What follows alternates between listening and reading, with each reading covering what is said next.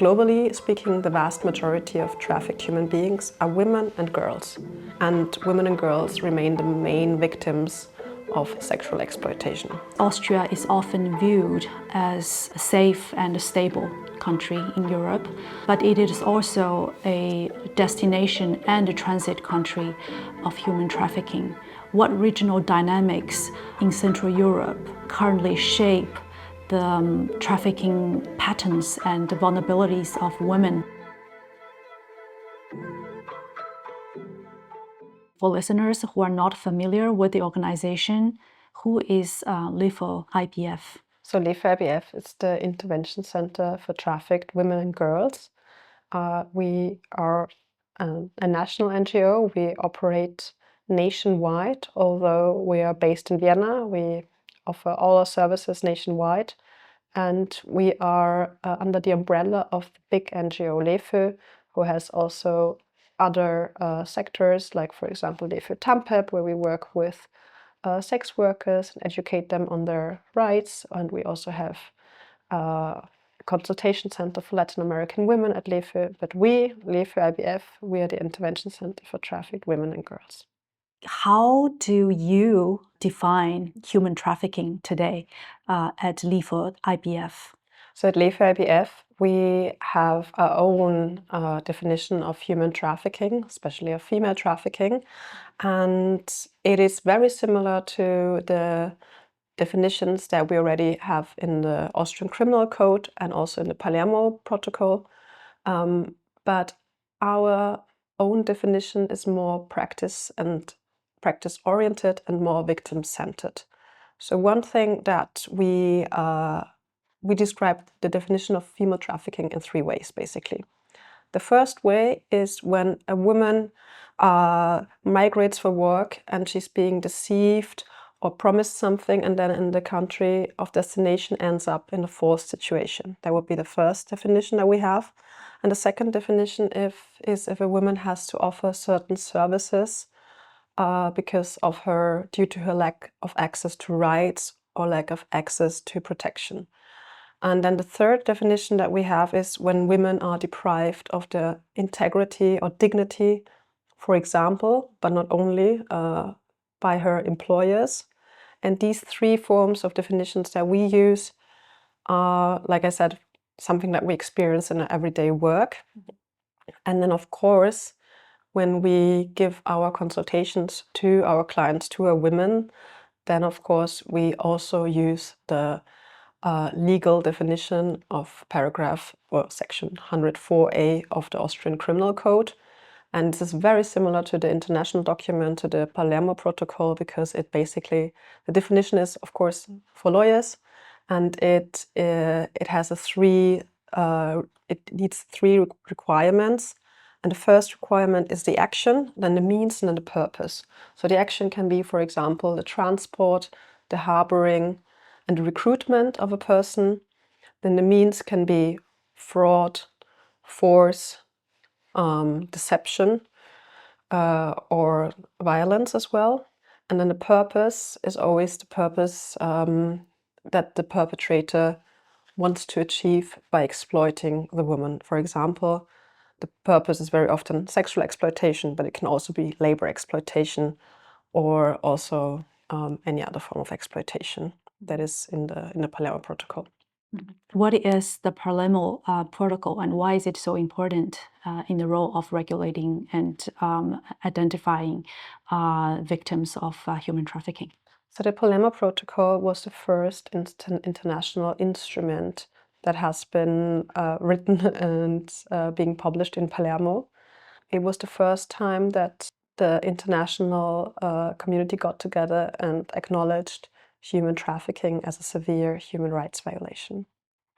Could you explain or elaborate a little bit on what the criminal code is about for human trafficking? So section 104a of the Austrian Criminal Code is very similarly built to the Palermo Protocol. It has the action, the means, and the purpose. So it's three requirements need to be fulfilled in order to be identified as a victim of trafficking. Recruitment is very often the action. The means is very often deception or fraud. And the purpose is very often, from our female trafficking cases, are, of course, sexual exploitation, labor exploitation. And when we talk about minors, then there is no legal requirement that there are means involved. So a minor does not have to be deceived, but it's if there are the action is already being provable, and the exploitation form is provable, then this already is enough to prove that the minor has been trafficked. I often also hear people talk about human trafficking alongside smuggling of migrants. But how is trafficking of women a part of this continuum of gender-based violence rather than an isolated crime or migration issue, in your opinion? Yeah, thank you for the question. I get that question very often, to be honest. And yeah, I think it's very important to dissect and to differ when we talk about human trafficking or trafficking of female trafficking, that we dissect it from smuggling. Smuggling can lead and be intertwined with human trafficking, but it does not have to be. And in many cases, it is not intertwined. When the smuggler brings another person or transports the person to the destination country, and they are paid and the services ends, then this is smuggling and has nothing to do with trafficking. But sometimes, yeah, there are cases where the migrants are forced to pay off their debts when they arrive at the destination country. So this can be an indicator for human trafficking and does not have to be. And when we talk about gender-based violence and how gender-based violence plays into female trafficking, we have to, I think, step back a little bit and look into the global numbers that we're talking about when we talk about female trafficking. So globally speaking, the vast majority of trafficked human beings are women and girls. To say it more correctly, globally the vast majority of trafficked human beings are women and children. And among the affected children, most of them are girls. And women and girls remain the main victims of sexual exploitation. It does not mean that boys and men cannot also be sexually exploited, but there's a very big difference in numbers when we talk about female trafficking. And this also counts for Austria. Also in Austria, the vast majority of trafficked human beings are women and girls. And so when we talk about gender-based violence, we have to be aware that many of the sectors in which female trafficking occurs are sectors that are domains that are dominated by female labor, but also underpaid sectors, also invisible sectors, and also sectors that are mostly not being done by nationals, like Austrian nationals, but rather by migrant women. And so all of these factors lead to the consequence that these sectors in which women and girls are exploited are sectors that are very invisible and also informal, which makes it harder for state authorities and NGOs to get access to and offer our help and services to those women and girls. So gender-based violence always plays into female trafficking. I see that many countries still frame trafficking in persons primarily as a criminal or immigration issue, as we talked about it. But what does this narrative overlook about women's lived realities? We have to be aware of the fact that women or girls in some regions of the world have limited access to education. In some countries of the world, they have even no access to education, such as Afghanistan. And we have to be aware that when women migrate for work, for example, in search for a better future in Europe, they become more vulnerable to false promises or false job offers. And also the fact that before the trafficking even started, they have been already in informal job settings because maybe they have a lower education than male nationals in their home country, or because they have to do a lot of labor work, because in their home country, for example, women are not paid for care work, or are culturally more prone to do care work, which is also the case in Austria, but maybe compared to other countries in a smaller amount. Then we have to be aware that those women are more prone for those false job offers, or maybe think that this would be an easy way for them to get a job offer in Europe. And also we have to be aware that sometimes offers through traffickers that those women and girls might receive here in Europe might, even under the circumstance of exploitation, lead to a higher income than in a regular setting, the normal regular setting in their home country, which of course makes the job promise again very interesting, but it should never be a reason to exploit someone else. So yeah. So the fact that economic dependency and vulnerabilities often shape women's lives even before they're trafficked is a factor that we can never forget when we talk about how do women and girls get into trafficking situations in the first place. Austria is often viewed as a safe and a stable country in Europe, but it is also a destination and a transit country of human trafficking. What regional dynamics in Central Europe currently shape the trafficking patterns and the vulnerabilities of women? There's one major war going on in Europe that, of course, shapes also how the geographical situation in Austria is being played out. But the fact that, of course, we have a lot of Ukrainian nationals coming to Austria, we actually can say that from this conflict in Austria per se, we do not have many high risks coming that might create human trafficking. And this has one simple, or from my point of view, this has one simple reason.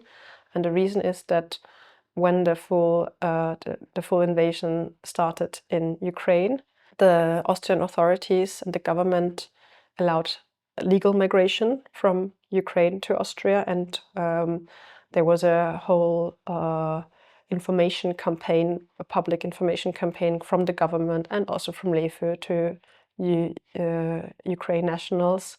So this, we were actually expecting high numbers of maybe female trafficking cases, but this never really occurred. Like, there were very small numbers, but I think what we see from this case is that if migration is legal, it gives very little ground for traffickers to flourish.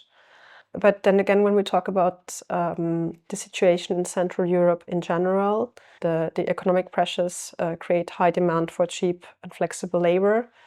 But also the fact that, for example, in Austria, a lot of Austrian nationals are not willing to do any kind of work leads to the fact that some labor sectors are being given to migrant workers, and especially migrant women.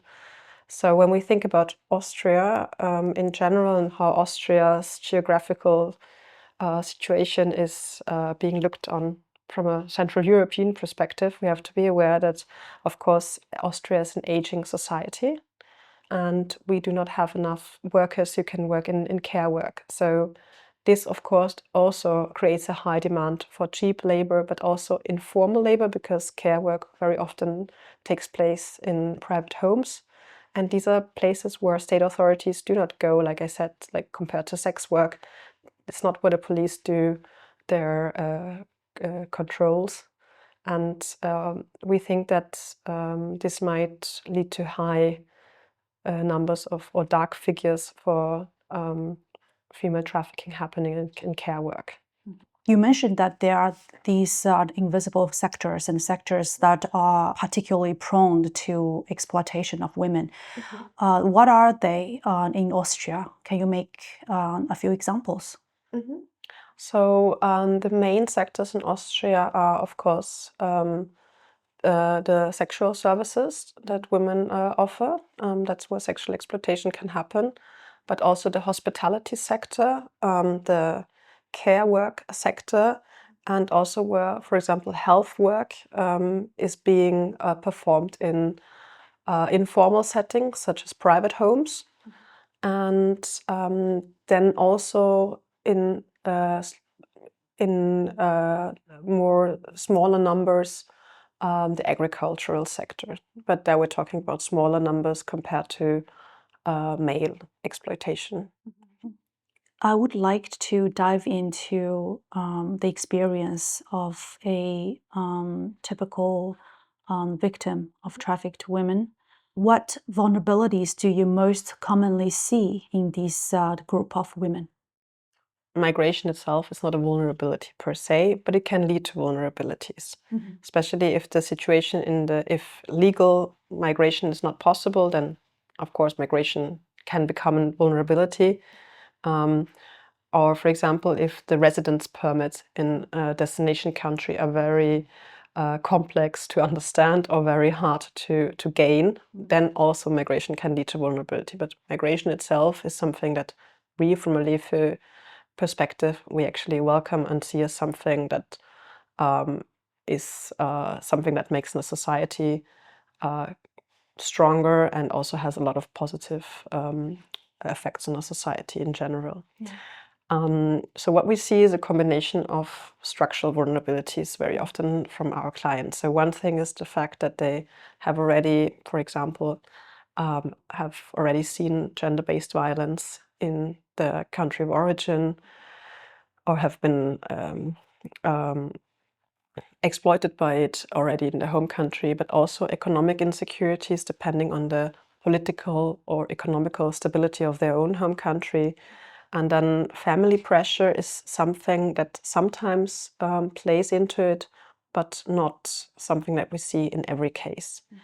But what we do see in every case is already the structural settings. Like I said, the lower paid job possibilities in their own home country, and the economic insecurity and the precarity that goes on with informal migration.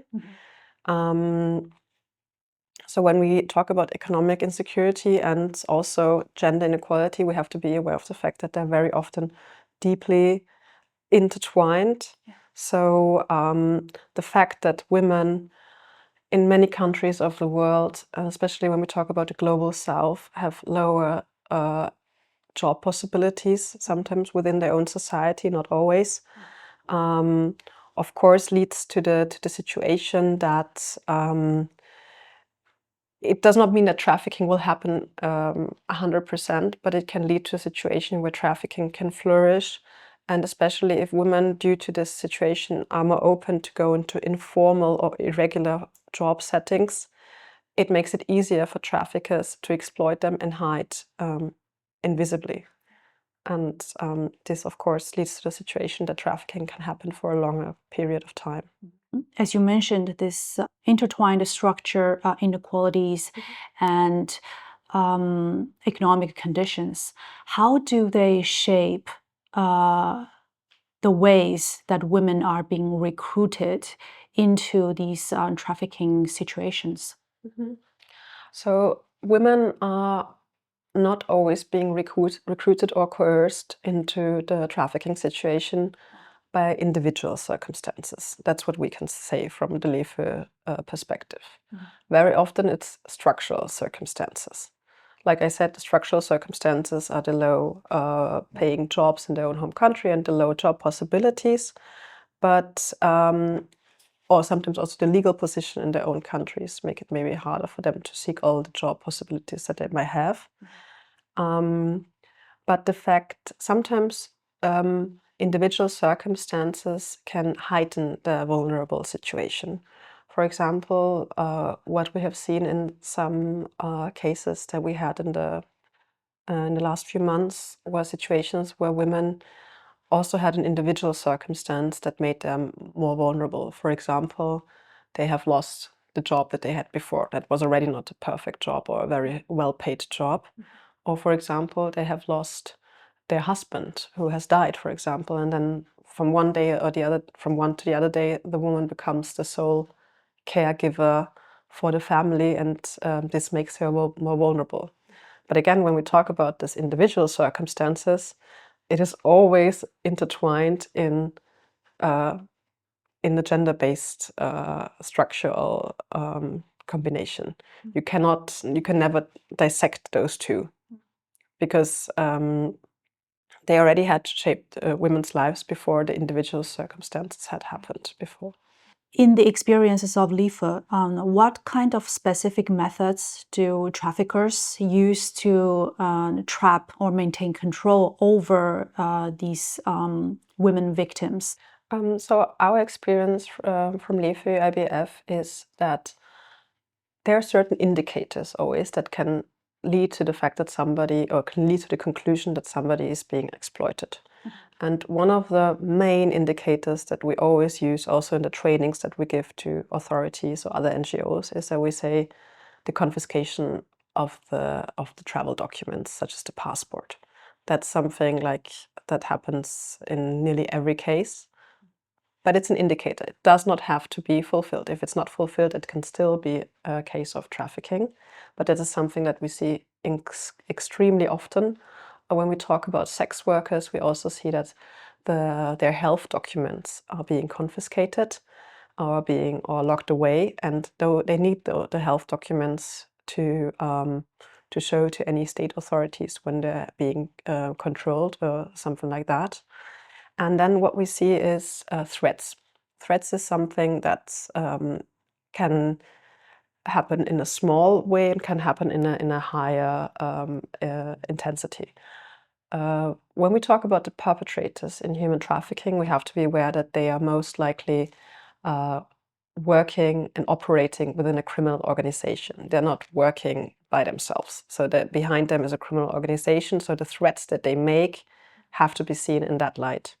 What traffickers often do is, when family members of a trafficked woman is still in the home country, for example, their own children, and they make threats about their family in the home country, this has to be taken very seriously by a woman, because the criminal organization, most likely, for example, if we talk about Colombia, a country where a lot of our clients come from, they are aware of the fact that the criminal organization is quite powerful in their country, so the threats are being taken very seriously.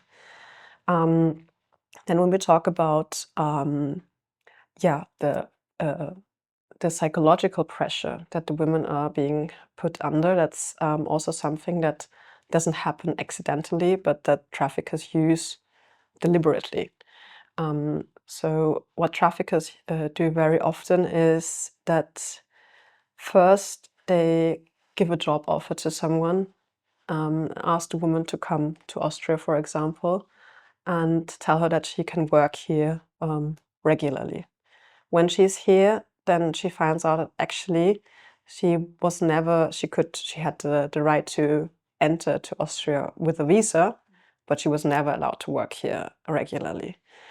And when she already started working, she's being told by a trafficker that if she now would go to a state authority or to the police, she would risk herself to be punished or to be even deported. And that, of course, puts a lot of pressure on the woman, and of course deters her from going to the police.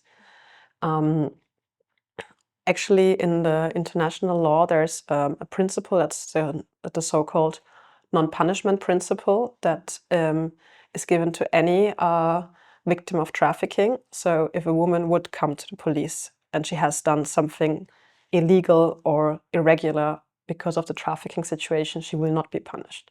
But that's, of course, something that no trafficker would ever tell a victim. Instead, they rather do the opposite. They tell the victim if she would go to the police, she would be punished herself. And this is the psychological pressure that the woman is being put under. And especially when we talk about sex work, the fact that sex work is so highly regulated in Austria is extremely hard, even for a person who does not have language barriers, to understand the system. For example, in Austria, prostitution in a private home, so-called Wohnungsprostitution, is forbidden. And that is something that traffickers very often, when we talk about sexual exploitation, let the woman do for a certain amount of time, and then later when she complains about her work situation, they tell her that if she would now complain, she would also be punished for being part of the illegal so-called Wohnungsprostitution. And then the last thing that I wanted to say about the psychological pressure that women are under when we're talking about trafficking situation is the cultural aspect. We have a lot of female clients. We have a lot of clients from Nigeria, and in Nigeria there's the so-called debt bondage, which is deeply rooted in religious rituals and oaths. And for example, there's something called the Juju oath, which is primarily being used in Western Africa. And in these scenarios, the women, before coming to Europe, they swear by an oath to a priest or so-called religious person, and they already give the promise that they will pay back an enormous amount of money for the smuggling, and then later they will rather pay it back by mostly sexual services. And the women are really, they take this very seriously because it's deeply rooted in their beliefs. And so the fact that they don't want to break that oath is hard, sometimes very hard to understand for Austrian nationals. And the police normally in these cases ask, why didn't you just run away? And I mean, it's just an oath. But for the woman, it's not just an oath. She really believes in that, and she believes that if she would break that oath, she would have severe misfortune or even death could happen to her family. And that's something that we need to see from an intercultural lens. Otherwise, we will not be able to help the women and empower them. And that's something very important aspect at LEFÖ IBF that we use. And this is also why we have, as a migrant organization, intercultural or sociocultural mediators from other countries, because we think that only that way, if we see eye to eye with the women, we can actually help her and understand her. When they turn themselves to the authorities and try to report about the crime, that the fact that they're being trafficked, how do they prove they were unwillingly put in that situation? The trafficked women do not per se have to prove that they have been trafficked. From a practical point of view, I can say that it is mostly, in many cases, it's very clear if there are grounds for identification as a victim of trafficking. At LEFÖ IBF, we have our own definition that we use, but the definition that we use is very similar to the criminal code. And what we and the police do is we use indicators. At LEFÖ IBF, we use indicators when we see somebody has been taken away. She has been taken away her passport. Then that's an indicator. When we see that she has suffered violence because she has, for example, you see on her body that she has been beaten, and she does not give explanations to that can fit in any way, that's also an indicator. Or if she's being accompanied all the time by another person, and or she's extremely afraid of authorities and to give statements to authorities. All of these are indicators, so she does not have to prove. And then the whole setting of the situation, that when she talks to the police and she gives a whole transparent overview of the setting and how many hours she had to work and what would happen if she would be sick, that normally she still had to work, or that she had to sleep in the same room with her traffickers or with, I don't know, 10 other women, or she has never been given any protection during her work. For example, when we talk about sexual exploitation, it's very often there's very often the situation that those women are not allowed to choose to use protection, for example, condoms, or they cannot choose how many men they have to give sexual services to during a day. So all of these are indicators, and that's not something that, from our perspective and from our practical view, something that women would just make up. I see. And we do not have many situations where we as LEFÖ IBF say we identified a woman or a girl as a victim of trafficking, and where the police says, no, they don't believe that at all. It's very often there are common grounds. Do I have to say, but I do have to say that the formal identification is being done by the police. We do an identification that we can already give to state authorities, or we can give our written statement to other authorities or state agencies.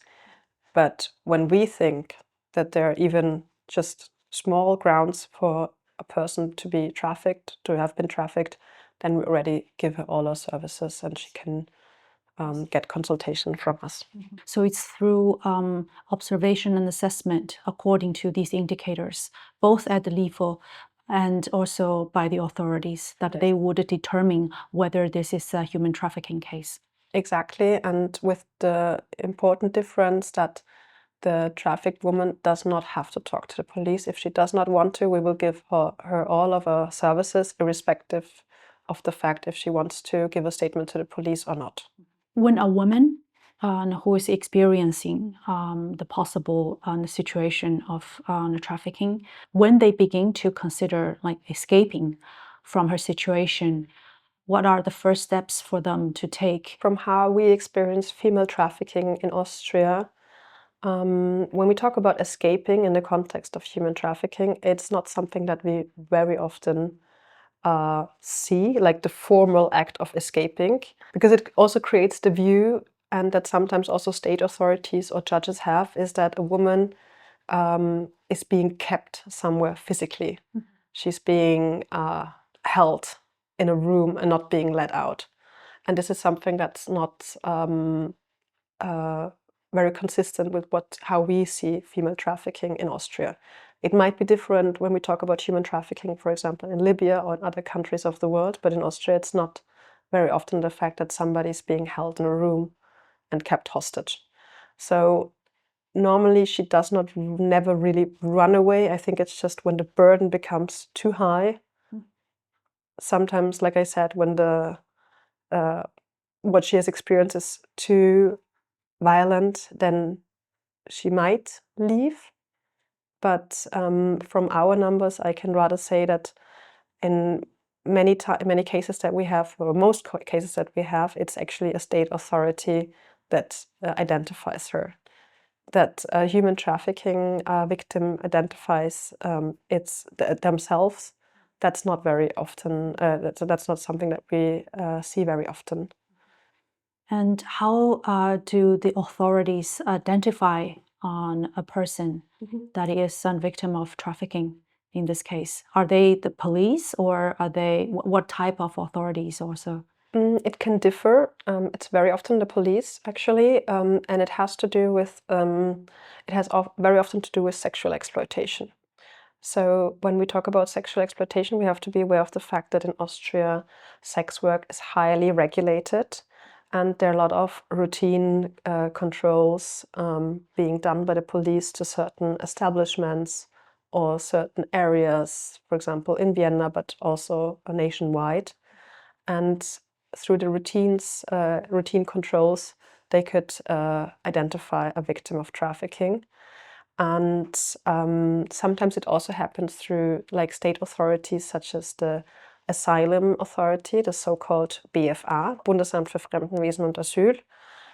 They also do through the so-called Fremdenpolizei, the police that's responsible for irregular migration in Austria.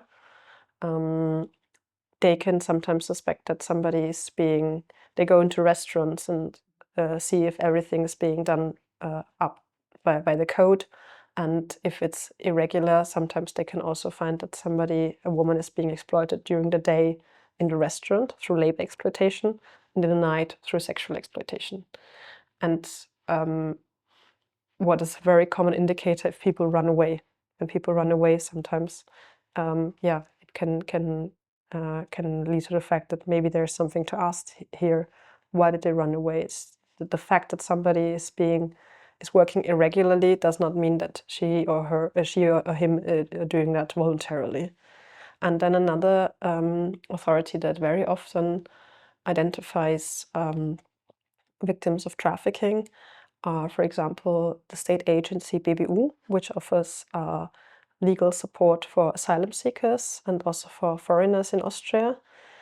For example, when they go into detention centers where people are before being deported to the country of origin, and they do consultations and they see that there were already indicators, then they would also contact the police or us, LEFÖ, and also other NGOs when they work, for example, with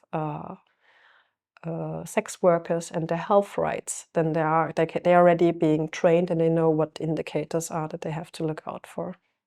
According to what you have witnessed, what kind of major barriers are there that prevent women survivors from leaving earlier? From my point of view, I think that the major, but not only, but the major reason why dependencies are created between the victim and the trafficker is the deliberate creation of fear of authorities. That's something that's, we see that in nearly every case. The fact that somebody does not have their own passport makes it incredibly hard to, you cannot move that easily from your situation to another situation.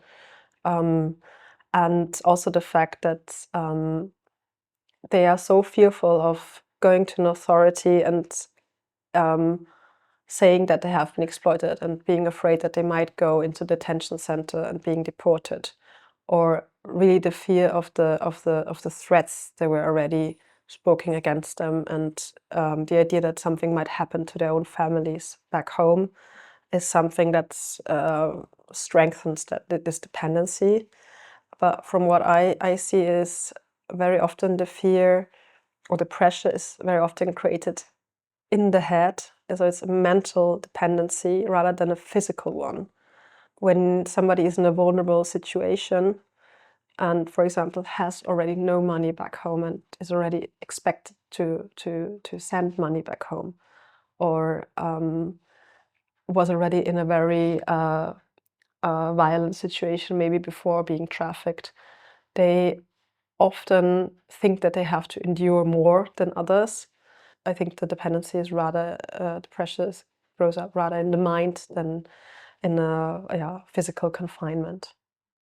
So once a woman reaches out to organizations like LEFÖ, what are the immediate measures does the organization take to ensure their safety and anonymity and stabilization? So the first steps that we take is give her the consultation in the language that she can understand, treating her as an equal and trying to restore her dignity, and telling her that we want to help to self-empower her. So that's very important, to not treat her as, like I said, a victim or somebody who's being treated by us. Then if she wants, she can get access to our safe housing, to a safe accommodation, where nobody knows where she is. And then when that happens, and this is very often the case, that the women that come to us, or the girls, that they want to access the safe housing, we have 24/7 social-cultural mediators with them. And besides that, they come to our office and we give them psychosocial counseling, but also legal counseling. Of course, that's always very important because, like I said, we talk about migrant women and very often they're in irregular settings here in Austria. And then another thing that's extremely important is the physical and mental stabilization of the woman. And what we always, or very often see, is that when the first few days that she comes into a safe house passes, after a few days, she actually feels that she has pain, either because she's so traumatized that everything comes up, but also physical pain.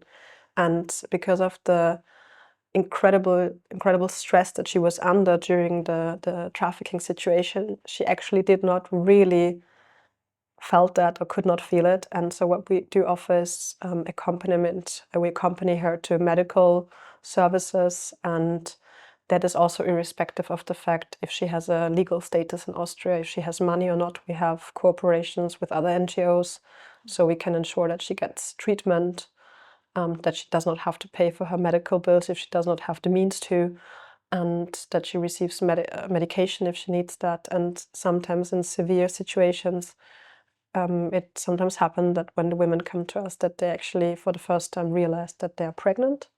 That's something that happened a few times, not very common. And due to the stress that their body was under during the trafficking situation, they did not even notice that. And then, of course, then the next step is to talk to her with the psychosocial counselor and ask her what she wants to do, because sometimes she wants to have a child, sometimes it might even lead from the exploitation that she has endured. So this is something that we have to work with. But what we see is the trauma during the trafficking situation is so overwhelming that this leads to the fact that after the first week that she is with us, she needs so much medical attention. Yeah. And that's something that we always offer and try to give her all the possibilities. So basically sheltering and legal consultation, psychological consultation, and also like medical services. Maybe I can add up just one thing to that, and that's the safety. The safety has two sides from our perspective. So there's the objective safety that we can offer through the safe accommodation, and then the subjective one. And the subjective one is we help her understand that nobody can access this safe house. We give her all the consultation that she needs, or for example, the social cultural mediators.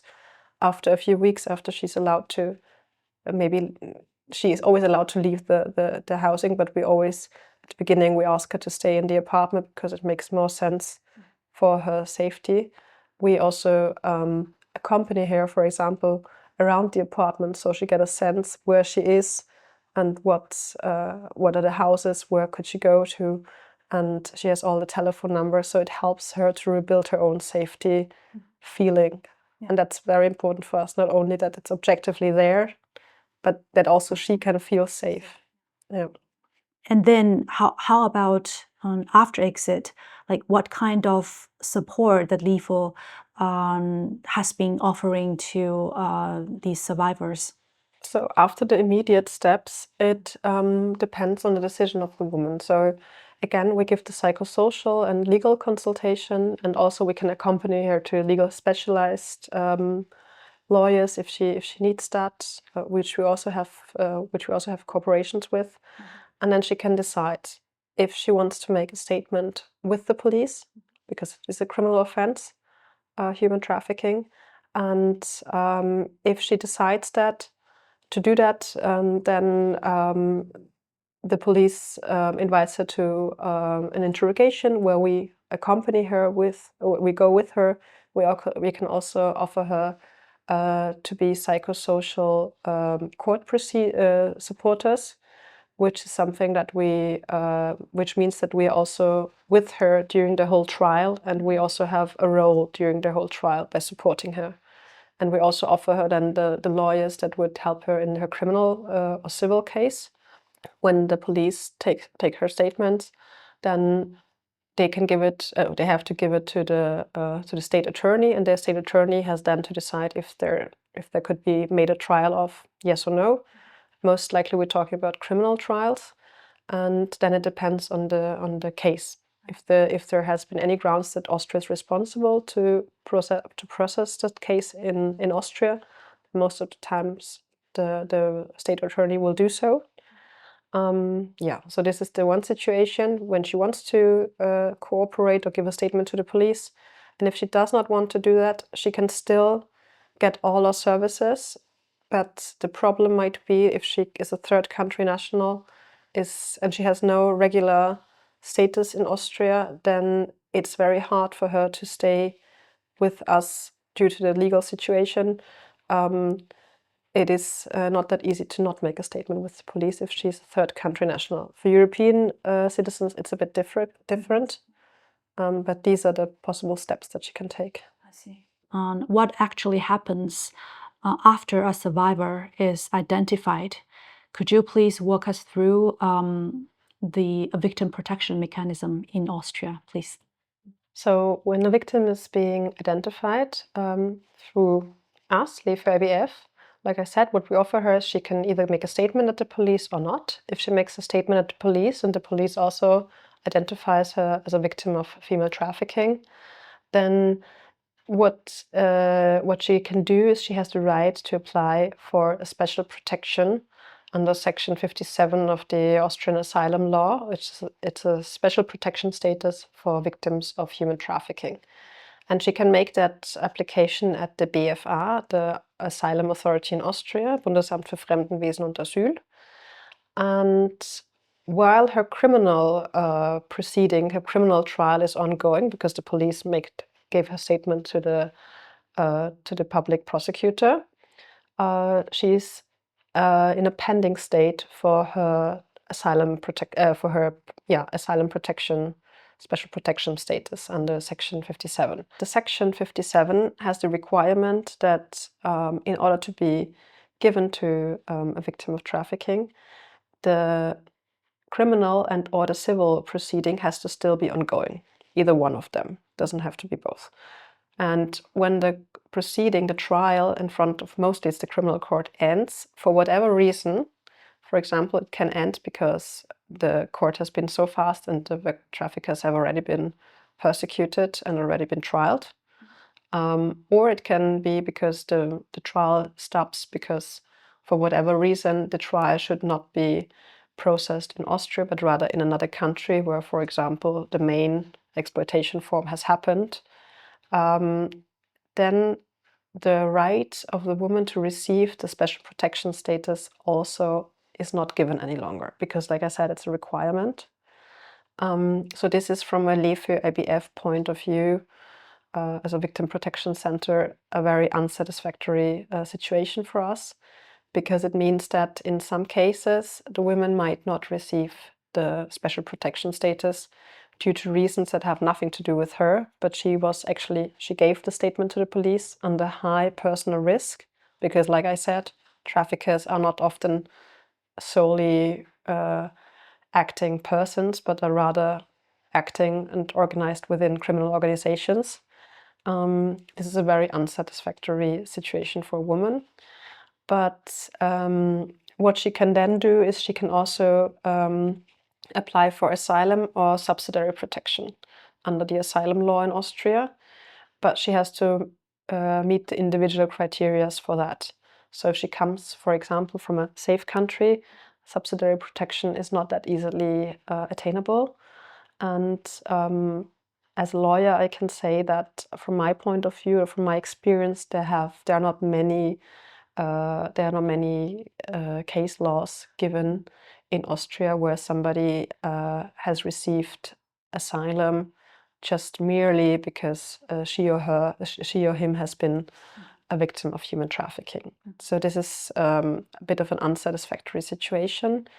But if the woman receives the Section 57 special protection status, because the trial was still ongoing when the asylum authority had the right to give it to her, then what can happen then is that she has the right to change to a residence permit, which is it's not temporary, but it can be for a few years. But in this case, she has to prove that she has gained A2 German level and has found a job, which is sometimes not so easy for victims of trafficking, and especially when I'm talking about female trafficking, I also have to make people aware of the fact that sometimes our clients, our women, also have children who have not been victims of trafficking, but they have children, and this makes it extremely hard for them to take care of their children, get the therapy that they need, learn German, and then find a job. And they normally only have a little bit more than a year to do all that, and this is extremely hard. Because of this gap, we touched upon the current residence permit framework in Austria. In your opinion, does it support survivors' long-term rights, or does it actually put pressure on the survivors? Would they prevent women to cooperate with criminal proceedings of human trafficking then? From my perspective, I would say it does not prevent women to cooperate in criminal proceedings, because they are willing to do everything that it takes for them to apply for the status, or for a permanent status in Austria, if they want to stay in Austria. In some cases, they do not want to stay in Austria; they want to go home to their country of origin, or to another country where they might have a visa. But from my perspective, is when they go this way, then they would be willing to do everything that they can. So this is not the fact that prevents them. But what is unsatisfactory from my point of view is that the fact that in order for a victim of trafficking to gain victim protection here in Austria, she needs a legal status in Austria, of course, otherwise she's not allowed to be here. And at the moment, how the law is written, and how the law how the legal situation is in Austria, there's a de facto need to make a statement at the police, because only when the police takes her statement, they give the identification as a written statement then to the asylum authority, to the BFR. And only when this written statement is given by the police, the BFR can give her the special protection status. So she's basically forced to do a statement at the police, and there can be many different reasons why she does not want to do that. Mostly it's fear, and mostly it's fear for family members in their home country, like I said, especially when they have children in their home country, where the criminal organization is still quite powerful and quite present. And so, of course, from a victim protection center point of view, it does not. We think that first, the protection should be given to the victim, irrespective of the fact if she wants to cooperate with the police. In your opinion, what kind of improvement or legal improvement could fill this gap? So, I mean, one thing that we already have in the Austrian law, but it's based on international law, is the recovery period. So there's the period of 30 days in Austria, where the victim has the right to recover herself, mostly in our safe houses. And in this time, she is not allowed to be deported, and the police are not allowed to make any pressure on her to give the statement. So after the 30 days end, and she does not want to make a statement at the police, and for example, she is irregularly here staying in Austria, deportation could be possible and could happen. So from our point of view, one improvement that could be done is to extend this recovery period, and also put that into written law, because at the moment it is not implemented in national law, but it rather comes from international documents. But we would welcome it if it would be written down for an extended time period, for example, 3 months or half a year in the national law. And then, yeah, there should be a new system where there is no force for the woman to make the police statement in order to receive the protection status as a victim of trafficking. Because, like I said, when she gives her individual reasons why she cannot do that, for example, if a woman would say, I have my child back home, for example, I'm just saying Colombia, the organization is still very present in the city or the village that I'm from. I don't want to do the statement. And if that is objectively provable, then I think in these cases it would make sense to have a legal situation where she does not have to give a statement. If every other indicator shows that she's a victim of trafficking, and it's objectively provable, and the police sees it the same way as we see it, then why should she not receive a status as a protective status as a victim of trafficking? How does Austria compare with neighboring countries in Central Europe in terms of victim protection, safety, and integration support? So as LEFÖ IBF, we are actually operating under a legal mandate of the Interior Ministry in Austria and under the Women's Ministry. So that means we are financed by them by 50% from the one ministry and 50% from the other ministry.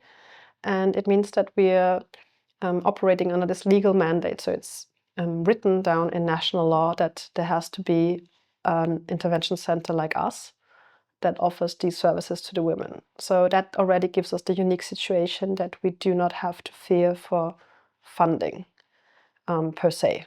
Like sometimes funding could be a little bit better, but generally we don't have to fear for funding. And it also gives us the security that we will exist also the next year and the years after that. And this, compared to other European countries, is of course a very strong position that we're in. For example, I have talked to a colleague of mine in Denmark, where there are no fundings at all from the government, and they merely work based on on fundings that they receive from the public. And this is, of course, very difficult if an NGO has to work with fundraising all the time, and also it makes an NGO sometimes more dependable from the persons or the organizations that fund the NGO. So we are completely free from that, and this makes our work independent, really, truly independent. And the other thing is that at the moment in Austria, we have a national action plan, the so-called NAP, against the trafficking in human beings. And we are also, as civil society, as an NGO, involved in that whole process to give our ideas and perspectives to the government and to the ministries that are that have that mandate to work the National Action Plan out. And we're also involved in the so-called NRM, the National Referral Mechanism, where we bring in our practical experience on how it would make sense that after the identification of a trafficked woman, which state authorities, which stakeholders should be contacted, so that we make sure that nobody falls through the system and that everybody can be identified. And for example, an important idea from our perspective is to bring in the health sector. The health sector is a big sector where we think there are a lot of stakeholders that can help identify victims of trafficking.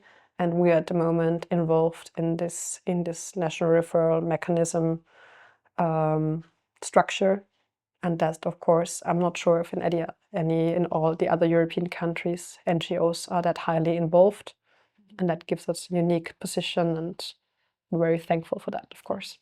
And now you mentioned that it has become a national NGO that you're operating within the whole country of Austria, and also receiving fundings from the Austrian government. It has been a long way. How did they manage to make such a huge progress as an NGO?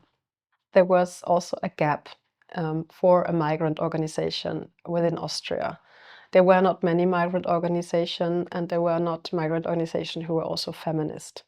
And I think the gap was the main reason how LEFÖ became so successful in their work and how it expanded more and more and more. And then also there were women before me who understood that if we really want to make a change, we also have to engage the government and ask the government for funding for special projects. And then out of special projects became the idea that there is a gap also for a legal mandate for such an intervention center against female trafficking. And it grew organically, historically seen, but also when we look back at the past, of course, there was always a gap. And as we all know, is the legal fight against human trafficking is a very young fight, because only the Palermo Protocol is not that old, actually. And so I think it was also right time, right place, and right idea. And this is how the intervention center got the legal mandate. Of course, there's a lot more that needs to be done.